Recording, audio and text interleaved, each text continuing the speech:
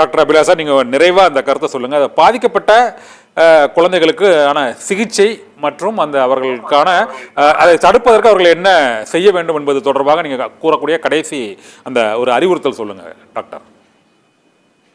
இல்லை, குழந்தைகளுக்கு நான் ஃபஸ்ட்டே சொன்ன மாதிரி அவங்களுக்கு சைக்கலாஜிக்கல் ஃபஸ்ட் எய்ட் கொடுத்து அவங்களுக்கு நம்பிக்கை கொடுத்து வாழ்க்கையில் அவங்களுக்கு ஒரு சப்போர்ட்டிவாக இருந்து அவங்கள வழி நடத்துறது ரொம்ப முக்கியம்.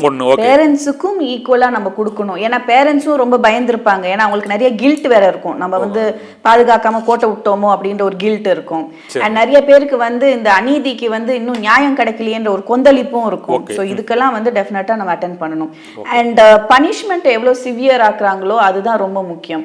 ஸோ ஜஸ்ட் சஸ்பெண்ட் பண்றது அப்படிலாம் இல்லாம ஒரு குழந்தையோடைய வாழ்க்கை கெடுக்கிறதுன்றது அந்த குழந்தைக்கு வாழ்நாள் ஃபுல்லா ஒரு சித்திரவதைன்றப்ப இவங்க அபியூசர் அவ்வளவு ஈஸியா போயிட முடியாது.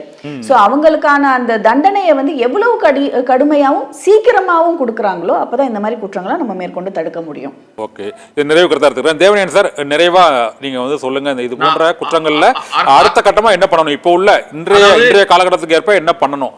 நம்ம ஏற்கனவே அரசு விழிப்புணர்வு, பெற்றோர் விழிப்புணர்வு, சமூக பொறுப்புணர்வை பேசிட்டோம். இன்னைக்கு உள்ள இந்த இன்டர்நெட் யுகத்துல, இந்த சமூக வலைத்தள யுகத்துல குழந்தைகளுக்கு அவர்கள் பாதுகாப்பா இருப்பதற்கு நீங்க என்ன பண்ணணும்? நீங்க என்னென்ன உதவிகளை நீங்க உங்க இது போன்ற தொண்டு நிறுவனங்கள் என்ன பண்ணணும், அரசு என்ன பண்ணணும் சொல்லுங்க. ரொம்ப முக்கியமான விஷயம், அந்தந்த பள்ளிகள் இருக்கிற இடத்துல சமூக அமைப்புகளை இணைத்துக் கொண்டு இந்த குழந்தைகளுக்கான இன்னைக்கு குழந்தைகள் செய்யற குற்றங்கள் நான் ஏற்றுக்கொள்கிறேன். குழந்தைகளும் கொஞ்சம் சிக்கல் இருக்கு நிறைய. அப்ப அதை அட்ரஸ் பண்றதுக்கு யார் வழி?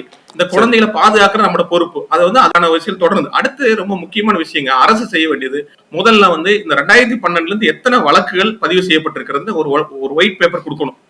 ரெண்டாவது பள்ளியில இந்த மாதிரி விஷயங்கள எப்படி ஜஸ்டிஸ் சந்துரு கமிட்டி போட்ட மாதிரி ஒரு கமிட்டி போட்டு பள்ளிகள்ல பாலியல் வன்முறை என்ன இருக்குன்னு ஒரு கண்டிப்பா எடுத்து நடக்கணும். அடுத்து இந்த மாதிரி இளம் குழந்தைகளை பாலியல் வன்முறை பண்றாங்க அப்படிங்கிற ஒரு ஆய்வு, மருத்துவ உளவியல் சார்ந்த ஒரு ஆய்வு அறிக்கை தயார் பண்ணணும். ஏன்னா இன்னைக்கு பாத்தீங்கன்னா எல்லாம் பண்ணிட்டு போறாங்க, எல்லாத்தையும் கொண்டு போய் சிறையில போட்டுறாங்க. ஏன் பண்றாங்க அப்படிங்கிற பத்தி இல்ல. அடுத்து பள்ளிகளில் சைல்ட் ப்ரொடெக்ஷன் பாலிசி, குழந்தை பாதுகாப்பு கொள்கையை உருவாக்கி நடைமுறைப்படுத்தணும். அடுத்து பள்ளிகள்ல ரொம்ப முக்கியமான விஷயம் இந்த கம்ப்ளைண்ட் மெக்கானிசம், அதாவது இந்த மாதிரி விஷயங்கள் நடந்துச்சுன்னா என்ன பண்ணலாம் அப்படிங்கிற பெற்றோர் அனைத்து இணைத்துக் கொண்ட விஷயம் பாதுகாப்பு கொள்கையில் இருக்கு, அதை நடைமுறைப்படுத்தணும். அடுத்து ஜிஓ 120 ரொம்ப முக்கியமான விஷயம், அதை கண்டிப்பாக நடைமுறைப்படுத்தணும். அடுத்து மாவட்ட அளவுல குழந்தைகளுக்கான அமைப்புகள் நிறைய இருக்கு. ஒரு 60 பேர் குழந்தை உரிமைகளை பாதுகாப்பு அவர்களோடு இணைந்து பள்ளி கல்வித்துறை வேலை செய்யணும். இவங்க ஒரு இரும்பு திரையோடு உட்காரக்கூடாது. அவங்களுக்கு யாருன்னா சைல்ட் ப்ரொடெக்ஷன் எக்ஸ்பர்ட், வாங்க உட்கார்ந்து பேசுவோம். நம்ம எல்லாரும் இணைந்து பள்ளிக்கூடத்தை நீங்க தனிப்பட்ட முறையில நீங்களே ஒரு புத்தகம் போடுவீங்க. அந்த புத்தகத்தை சைல்ட் செக்சுவல் அபியூஸ் என்ன தப்பா எழுதுவீங்க, தொடர்பு 1098 ஒரு நம்பர் சொல்ல மாட்டீங்க, சைல்ட் செக்சுவல் அபியூஸ் டெஃபினிஷன் தப்பா போடுவீங்க. அப்ப எல்லாரும் நீங்க எக்ஸ்பர்ட்டா இருக்க முடியாது. ஒரு அட்வைசரி பேனல் மாதிரி எடுங்க, உட்கார்ந்து ஒர்க் பண்ணு. சமூக அமைப்புகள் நாங்கள் தயாராக இருக்கிறோம். இணைந்து அடுத்து கடைசியாக ஆசிரியர் அமைப்பிலும் கனிவான வேண்டுகோள், தயவு செய்து இந்த அட்ரஸ் பண்றதுக்கு நீங்க அரசிடம் பேசுங்கள், உங்கள் சங்கத்தில் இருக்கிற உறுப்பினர்கள் பேசுங்கள். நாங்கள் சமூக செயற்பாட்டாளர் தயாராக இருக்கிறோம். பள்ளியில் பாதுகாப்பாக குழந்தை நேய அணுகுமுறைன்னு என்ன நாங்க சொல்லிக் கொடுக்க தயாரா இருக்கிறோம். நீங்க வாங்க, உட்காருவோம், நம்ம உட்கார்ந்து பேசுவோம். பள்ளிக்கூடத்தை பாதுகாப்பா வைப்போம். பள்ளிக்கூடம் என்பது வெறும் கல்வி கொடுக்கிற அமைப்பு அல்ல.